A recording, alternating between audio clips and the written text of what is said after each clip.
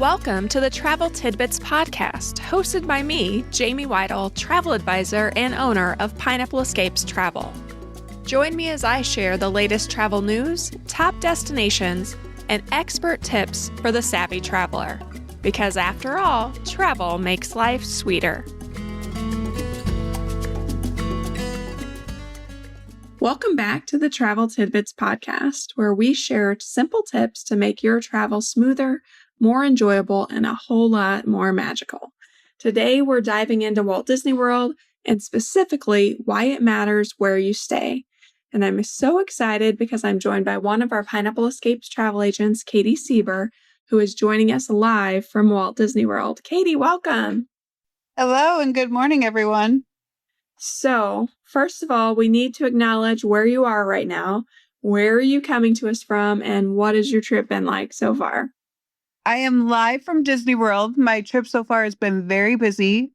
I am here as a cheer aunt this week, so it is keeping us very busy and on schedule. However, today is one of our free days. Oh, nice. So a little rest and recovery day. For sure. Nice. So are you going into the parks today or just taking it easy? We're going to go back to Disney Springs, maybe a little Epcot, the boardwalk area, and probably hang by the pool for a little bit. That sounds perfect. And if you go to Epcot, I hope you're eating there because that's some of the best food, in my opinion. That is exactly we're looking at getting reservations for some dining. I love it. I love it. Yes. So definitely not a bad place to be working from today, but let's start with something we talk about all the time with clients, this idea of staying inside the Disney bubble. From your perspective, what does that really mean, and why do you think it matters for our clients and for travelers? I think it matters because sometimes staying off property, it looks nice because the prices, sometimes it appears cheaper. However, that is not really the case because you oftentimes have to pay for parking. So you are staying offsite, paying a resort fee and parking, which recently that happened to my husband and I. We stayed offsite and then onsite, and it was an additional $150 for parking and a resort fee that we were like, this is much cheaper to stay on property. And just the convenience factor of last night, I met up with my sister at an offsite hotel, and we had to pay $60 round trip just for Uber to go to Disney Springs. So the cost of using Uber back and forth adds up, as well as just the convenience of having the transportation, because we're having to go back and forth so many times that you have to rely, if there's a set shuttle, you have to rely on that, or you have to pay for parking and leave and then go park again. It's just so much more convenient to stay on the property where you could just get on the bus or the Skyliner and go. No, I completely agree. Transportation is a really big piece of the puzzle when you're staying in the Disney bubble. And I think also people forget about the time expense. If you are spending all of your time getting to and from the parks from someplace off-site, that can really eat into your day really quickly. So I think that's a big thing to think about as well. So what have you noticed about staying on property that changes like the overall experience? Like, let's think about like lightning lanes, dining reservations, all of those things. How does that really impact your ability when you are staying on property to kind of be in that bubble and experience Disney fully? Well, especially with the dining, because you get access to your dining 60 days prior.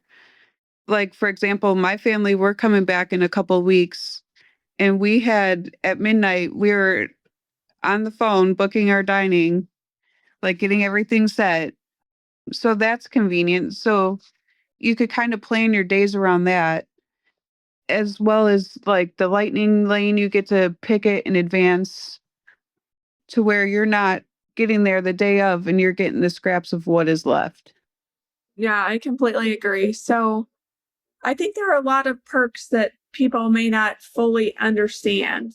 Let's talk about when you are staying on property. What are some of those benefits that guests get when they stay at a Disney resort that they don't get if they are staying off property? We've already kind of talked about transportation, but there's some other things as well. I was just talking about this with my sister and my niece, is something that, especially when she was younger, that she enjoyed was they have the movies by the pool oftentimes. So it was a time for her to go be with like friends she would meet, and they could watch a Disney movie and the parents can just sit back and relax outside, sit by the pool, have a drink, or just enjoy that quiet time. So that's one benefit. And they have several games by the pools for the kids where you're playing like Disney trivia and doing little games like that. And I think that's fun. All the Yeah, kids no, enjoy it. I completely agree. I think those are great examples of different things that can be done when you're staying on site. Like, I think Disney makes it really fun and interesting. Even if you have a few resort rest days planned in, there's always something going on, something to do, something to entertain the kids. The pools are great. There's just so much going on property. I'm also thinking about like those other perks. Like if you're staying on site, you get to enter with early park admission. That's early. Yes. You get the 30 minutes early in the morning, which is so helpful sometimes because there's always that one ride that you want to get that you couldn't get a lightning lane for that will help you not wait 3 hours for. Yes. And I Um, think being able to rope drop and get in there early, I yes, mean, 30 minutes doesn't seem like a big deal, but it is. It it is a is. huge difference. Yeah. We've done it.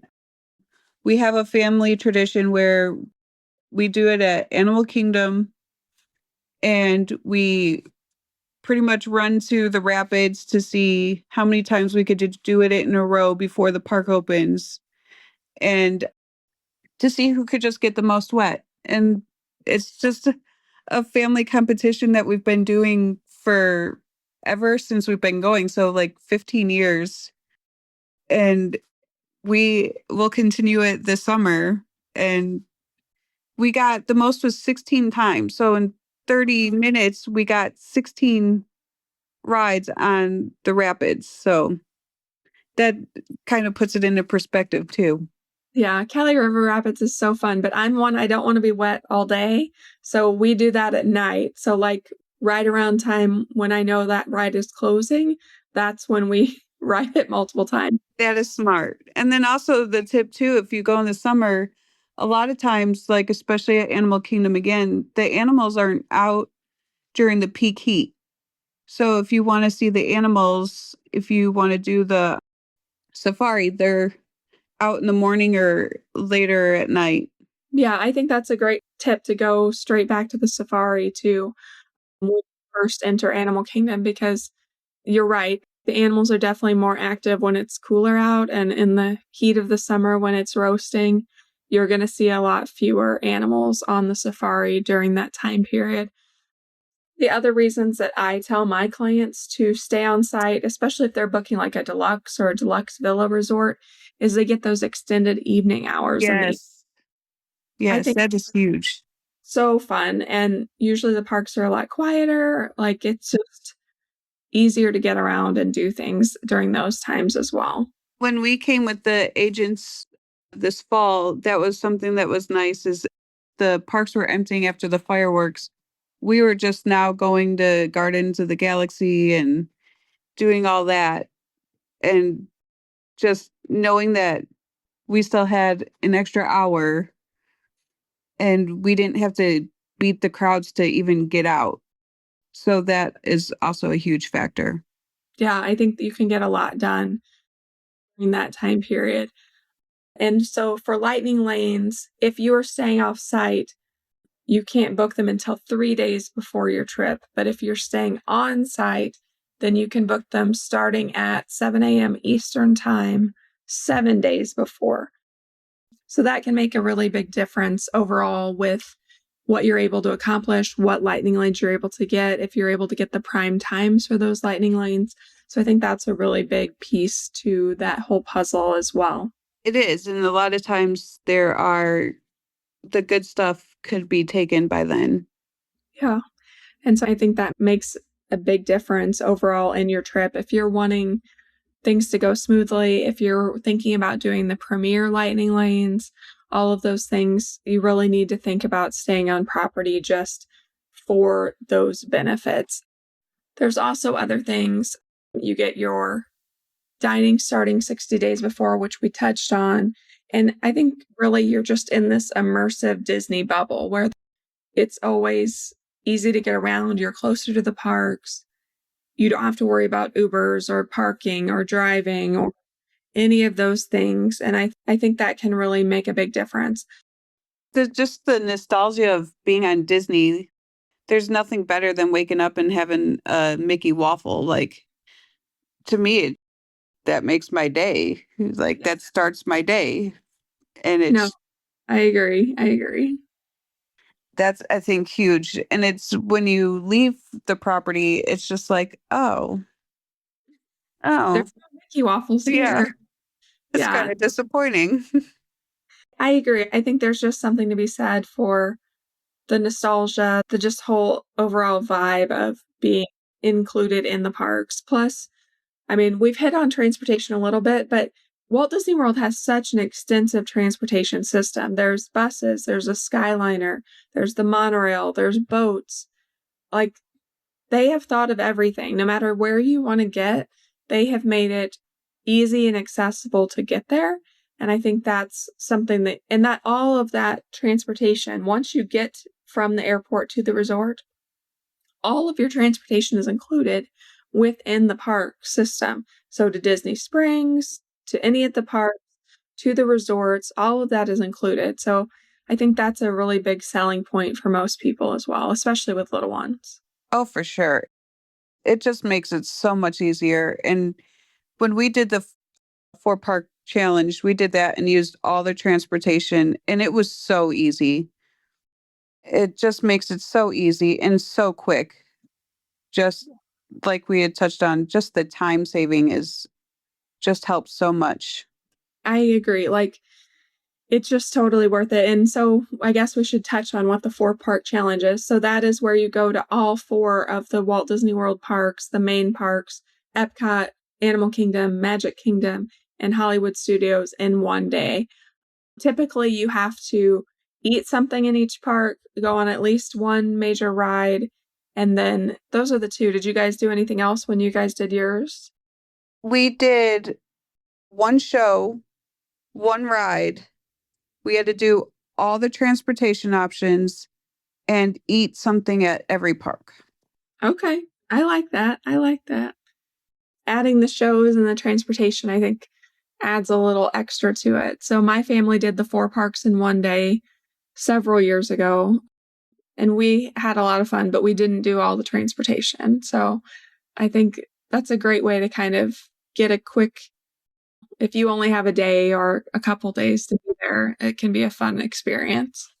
It's definitely fun. It's just like a challenge. You want to beat it.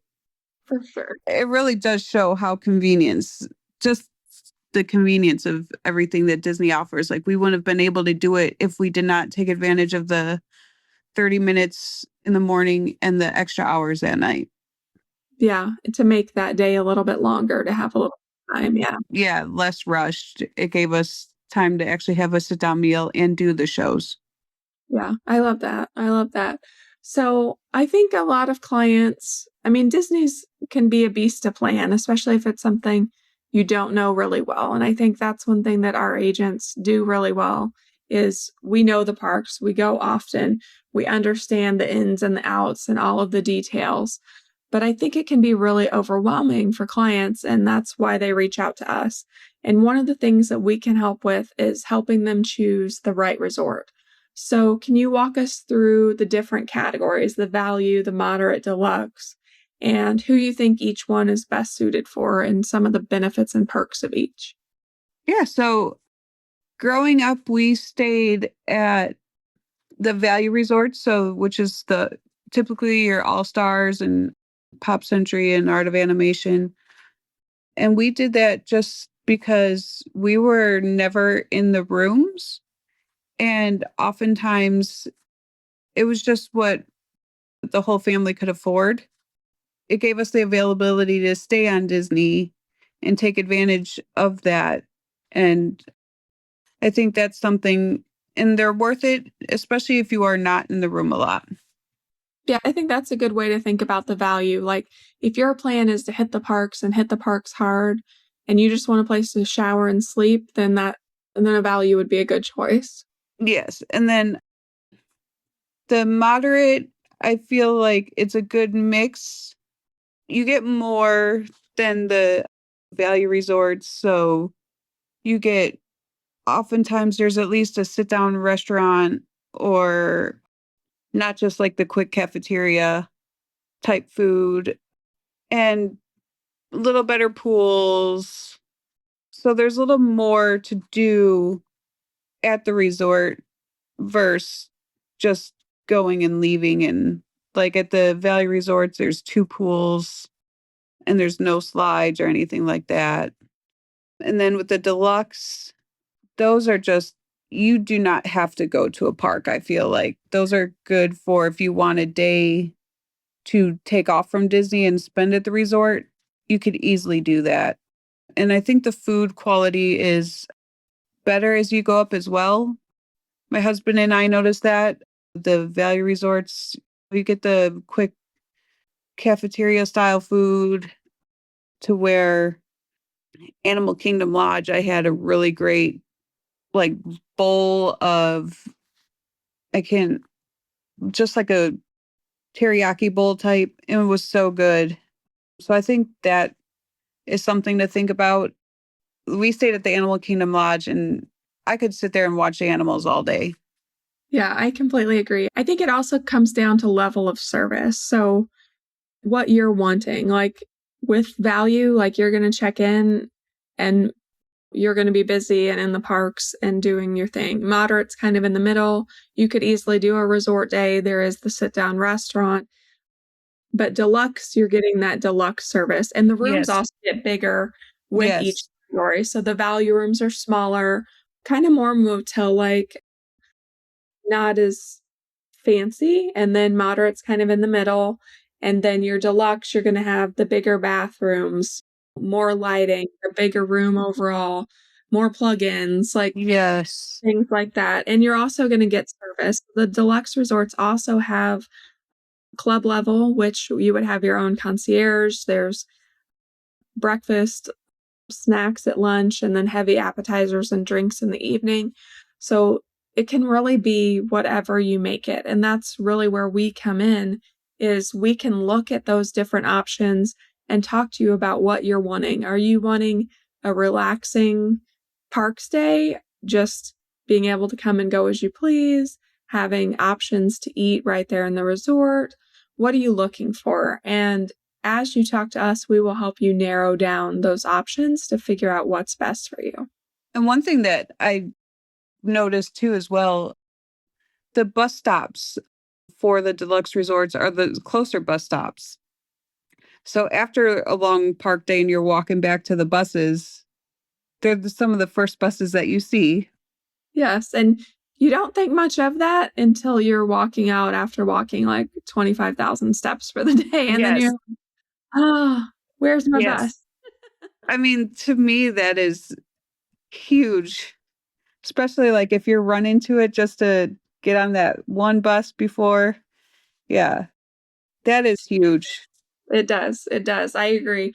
And also at Disney Springs, you'll find that the deluxe buses are closer as well. And yeah, once you go deluxe, it's hard to go back. So I think it's definitely a service level and a comfort thing. I don't know if you've watched White Lotus, but some of us just aren't meant to live an uncomfortable life. And I think that is definitely true for deluxe guests at Walt Disney World. Like, it's going to be a bigger room. It's going to be a nicer room. You're going to have higher service levels. It just really depends on what you're wanting. And if budget is your main factor, then you're going to go value. But there's stuff in between as well. So Yeah. that's one place where I think our agents really shine, is helping you to find really what works for you. So, kind of a segue into that, what else do you think we do as agents that is really beneficial for our clients? Like if you're helping a client with where they want to stay, what kinds of questions are you asking them? What other things are you trying to think about to put together the best trip for them? So I always ask my clients, number one, what are they looking to spend? And then I kind of go that way. And I always give an option of at least one value, one moderate, and one deluxe. And I let them know that just simply what you're getting at each resort and compare it with them. Like I had a client, she was very undecided, and then she saw the deluxe perks and she was like, "Oh, I'm going to pay a little more and take advantage of the extra night hours especially." Yeah, I think that's a good way to start is one, basing on their budget.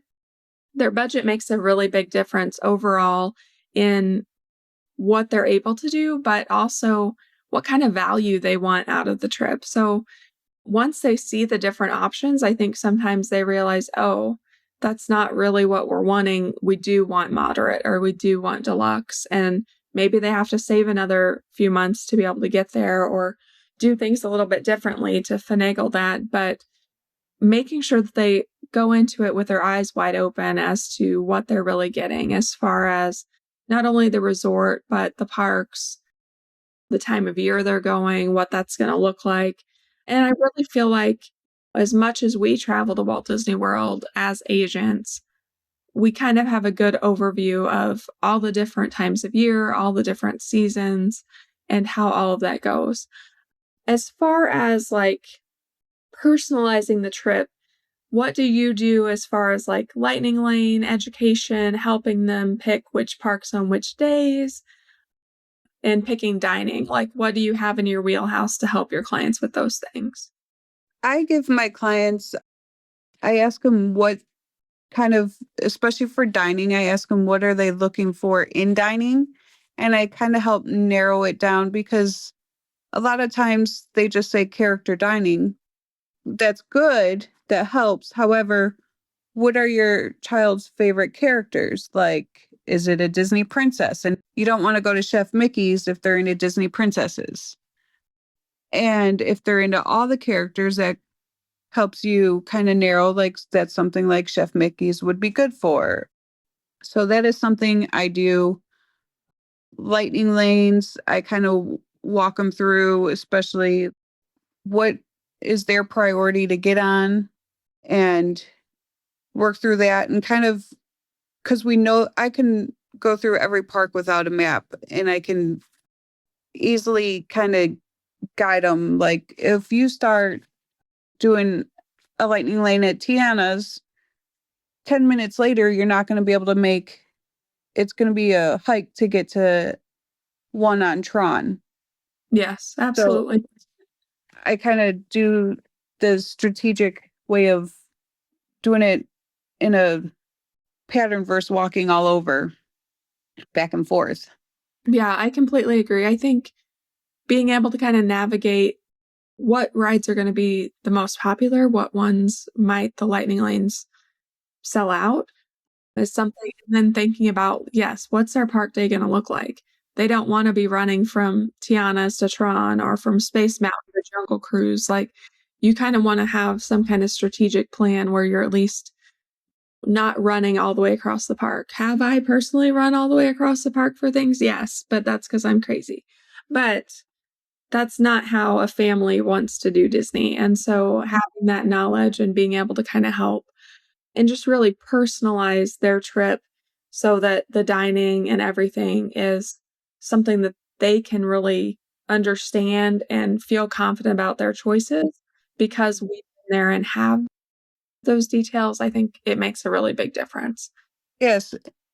And we've eaten at several of the places too, so we could tell like the food quality, like Storybook, for instance, that is a great dining for, I would say, maybe older children, maybe not toddlers. And it's just simply because the menu is a little more advanced than the normal chicken tenders or hot dogs, you know.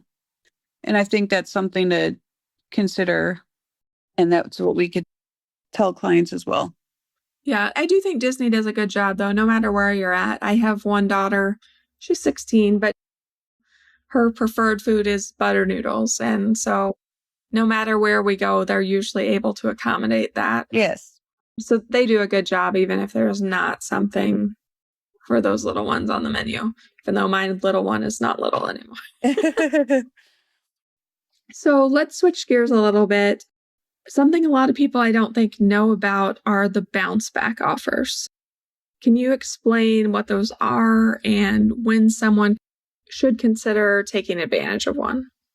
You don't realize how much money you are actually saving when you take advantage of the bounce back offers. So, for instance, right now, so in about shortly after I leave, I'll get a email or I'll see it in my offers on the app, and it will be a bounce back offer. And it's basically entices me to come back because I'm saving 35%. Right now, those you could save up to 35% on a future Disney resort stay. So, for instance, it's valid through December this year for several of the dates, and it could be stacked with the free kids dining plan, which saves so much money. The biggest thing is you only have up to 7 days to book it after you check out, but you can modify it up to 30 days before arrival. So that was huge for if you wanted to book for 2027, you could always book it for later in 26 and then modify it.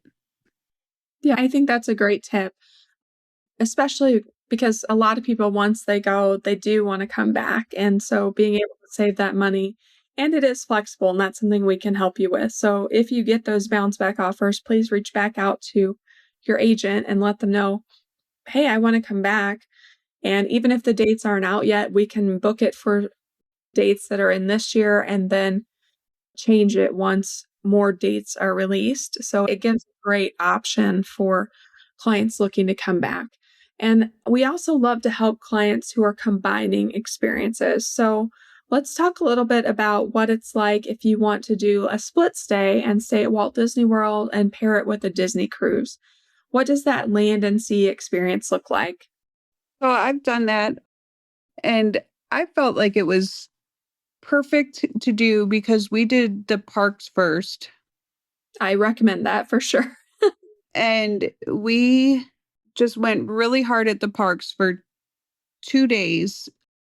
And we got to take advantage. We got the Disney World because when you come to Orlando, you want to go to Disney World. It's almost disappointing if you do not.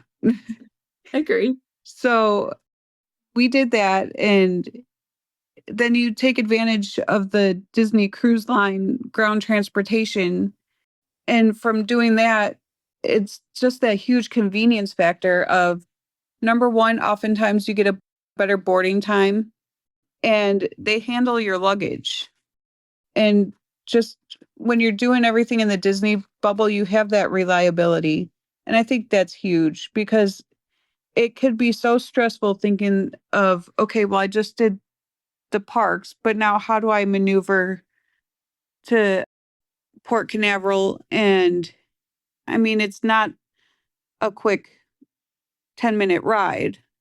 And I think that's something. And then you have to think about, okay, well, if I'm getting there, that's either an expensive Uber or you have to then rent a car, return it, or find another place to stay closer where you don't necessarily have to do that in the Disney bubble.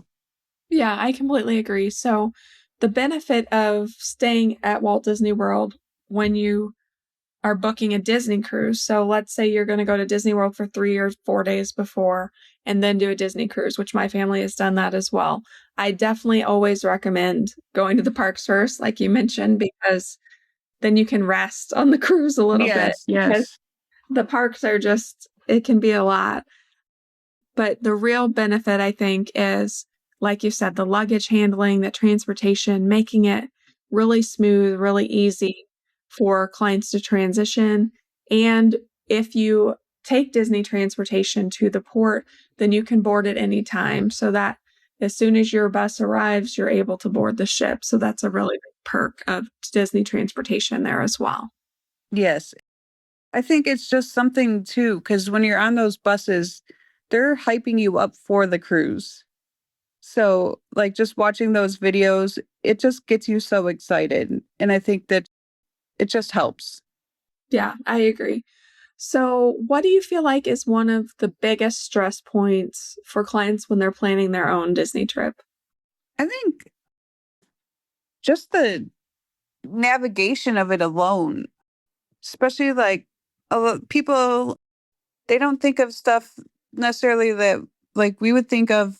For instance, you could do one park per day, but then if you do the dining plan, you have to consider that you don't get to park hop to the other restaurants. So you have to either do a restaurant that is at a resort or at the park that you're going to. And sometimes people just don't know that. Right. They don't understand that you can't, or you don't want to. Like, if you're going to Animal Kingdom, you don't want to go to Disney Springs for lunch and then come back to Animal Kingdom. Like, Right, that's a big right, pain in the butt. So, right. I think that it is such a complex trip of there's so many moving parts, like the lightning lane, that alone is a beast for people doing the dining. And the perk is so, like, I was up at midnight doing a bippity boppity boutique reservation, stuff like that. That's something that we can stress about versus the parents. You get to yes. sleep, then waking up and doing the dining. That's a huge perk. And just the convenience factor of us having the knowledge to just make it less stressful. Yes, absolutely. I think that's the biggest thing that we do as travel agents for every type of trip is we Mhm. really make it less stressful for those who are planning. You always have a real person who cares about you, cares about your trip, who you can reach out to, who you can email, who you can text message, who will help you. If you are in the middle of the park and you're like, I'm trying to get here, Yeah. I have friends who text me and they're like, how do I get here? And I'm Yes. like, I got Yes. you. Like, but I think that's really the biggest benefit is we make it more stress-free, we make it easier, and we can help you navigate all of those details. Yes. So, And it, any final thoughts, Katie? I don't have any right now, but my mind is so tired just from being on the go since, The parks? yeah, the parks, just between the parks and here. So my mind is just, it's in shutdown mode today. But I think that's also a perk. Like, Yes. Yes. You're away from I'm normal away from life. everything, but I'm in that Disney bubble, so I'm in a good mood. Like, you can't be in a bad mood in Disney. I completely agree. I think that's just a huge point. I don't think that people understand how easy we make Disney. Like, there's so many things where people worry about the cost, but you don't realize that you what you are getting with the cost. Yes. Yes. No, I think that's a great way to put it. It really does matter. Yes, it might cost more, but how much easier is it going to be for you? How much less stressful? What's the value that you are getting for that cost? And that's something that we can talk to you about and help you kind of weigh and balance. So I think we've kind of done a great overview of some of the benefits of staying on site. And hopefully, we've made you want to go to Walt Disney World. So, Katie, thank you so much for joining us today and for taking some time out of your Walt Disney World trip to share about your experiences. And to everyone listening, if you're thinking about a Walt Disney World trip, We would love to help you find the right resort, take advantage of the best offers, and make your experience as seamless and stress-free as possible. So thanks for tuning into the Travel Tidbits podcast. And remember, travel makes life sweeter. Thanks for tuning in to this episode of the Travel Tidbits podcast, where we believe travel makes life sweeter. The team at Pineapple Escapes Travel would love to help you plan a trip filled with lasting memories. Visit us online at www.pineappleescapes.com to start planning your next adventure.